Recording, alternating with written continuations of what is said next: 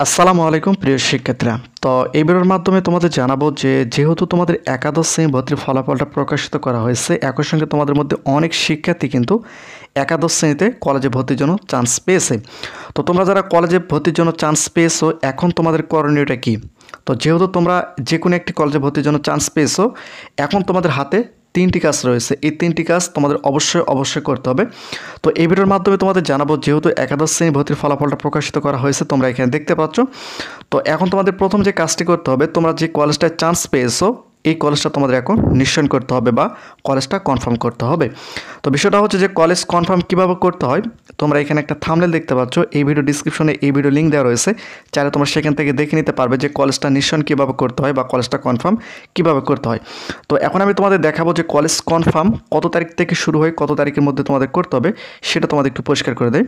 তো এখানে তোমরা দেখতে পাচ্ছ, দেখো একাদশ শ্রেণী ভর্তি নীতিমালা 2024, অর্থাৎ তোমরা যারা 24 সালে একাদশ শ্রেণীতে বা কলেজে ভর্তি হচ্ছ, এই নির্দেশনা অনুযায়ী তোমাদের কলেজে ভর্তির আবেদন শুরু এবং শেষ হবে।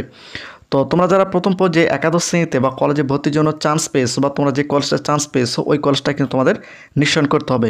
তো নিশ্চয়নটা কত তারিখ থেকে চলবে দেখো, এখানে 6 নম্বর তোমরা দেখতে পাচ্ছ। দেখো শিক্ষার্থী নির্বাচন নিশ্চয়ন, শিক্ষার্থী নির্বাচন নিশ্চয়ন না করলে প্রথম পর্যায়ে নির্বাচন এবং আবেদন বাতিল হবে এবং তাকে পুনরায় ফি সহ আবেদন করতে হবে।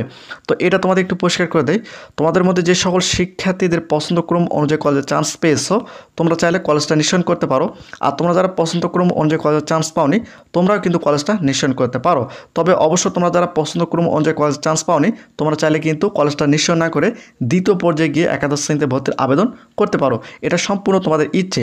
তো বিষয়টা হচ্ছে যে তোমরা যারা কলেজে ভর্তির জন্য চান্স পেয়েছো, তোমাদের নিশ্চয়নটা কত তারিখ থেকে শুরু হবে দেখো, ফল প্রকাশের পর থেকে 29/6/2024 শনিবার রাত 8টা পর্যন্ত, অর্থাৎ 23 জুন তোমাদের একাদশ শ্রেণী ভর্তির ফলাফলটা প্রকাশিত করা হচ্ছে প্রথম পর্যায়ে। তো ফলাফল প্রকাশের পর থেকে জুন মাসের 29 তারিখ পর্যন্ত কিন্তু তোমরা কলেজটা নিশ্চয়ন করতে পারবে বা কলেজটা কনফার্ম করতে পারবে। তো তোমরা যারা কলেজে ভর্তির জন্য চান্স পেয়েছো, অবশ্যই তোমাদের 335 টাকা ফি জমা দিয়ে কলেজটা নিশ্চয়ন করতে হবে। তো এখানে তোমরা ভিডিওর থাম্বনেলটা দেখতে পাচ্ছ, এই ভিডিও ডিসক্রিপশনে এই ভিডিওর লিঙ্ক দেওয়া রয়েছে, চাইলে তোমরা সেখান থেকে ভিডিওটা দেখে নিতে পারবে। এটা হচ্ছে তোমাদের প্রথম কাজ। অবশ্যই কিন্তু তোমাদের কলেজটা নিশ্চয়ন করতে হবে।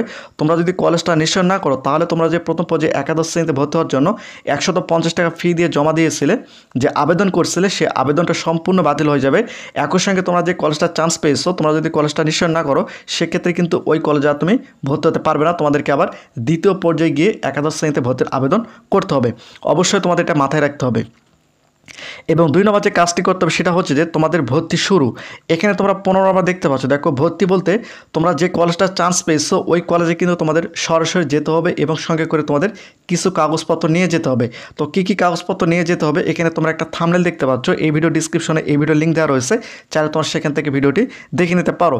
তো তোমাদের ভর্তি কত তারিখ থেকে শুরু হচ্ছে দেখো, 15/7/2024 সোমবার থেকে 25/7/2024 বৃহস্পতিবার পর্যন্ত, অর্থাৎ জুলাই মাসের 15 তারিখ থেকে জুলাই মাসের 25 তারিখ পর্যন্ত কিন্তু তোমাদের কলেজে সরাসরি গিয়ে ভর্তি হতে হবে।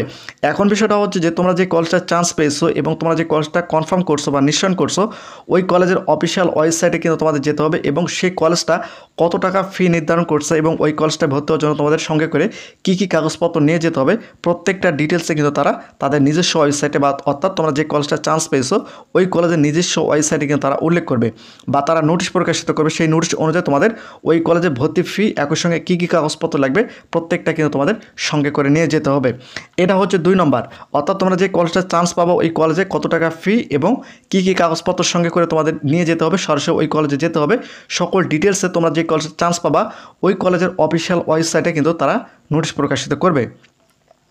এটা হচ্ছে 2 নম্বর। এবং 3 নম্বর তোমাদের যে কাজটি শুরু হবে সেটা হচ্ছে 16 নম্বর, তোমরা এখানে দেখতে পাচ্ছ। দেখো ক্লাস শুরু 30 জুলাই থেকে তোমাদের কিন্তু ক্লাসটা শুরু হচ্ছে। এই হচ্ছে তোমাদের 3টি কাজ।